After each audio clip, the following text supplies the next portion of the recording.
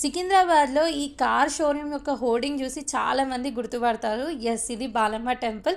Balamma temple చాలా అరుదుగా కనిపిస్తుంది. అలాంటిది మన ట్విన్ సిటీస్‌లో ఇది one of the most famous temple అని చెప్పుకోవచ్చు. ఇక్కడ చాలామంది వచ్చి వాళ్ళ మొక్కుబడులు అన్నీ తీర్చుకుంటూ ఉంటారు. అండ్ పిల్లలు లేని వాళ్ళ కోసం గానీ, పెళ్ళిళ్ళ కోసం గానీ చాలామంది ఇక్కడ వచ్చి మొక్కుకొని వాళ్ళ కోరికలు కూడా నెరవేర్చుకుంటారు.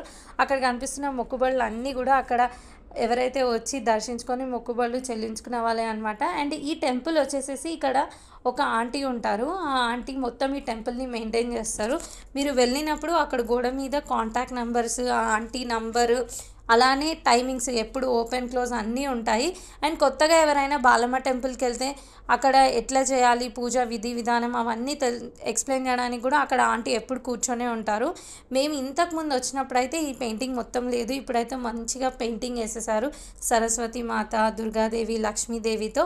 అండ్ ఈ తొట్ల ఏదైతే ఉందో డెలివరీ అయిపోయినాక ఇట్లా వచ్చి తొట్ల గుచ్చి అమ్మవారికి సమర్పిస్తారు.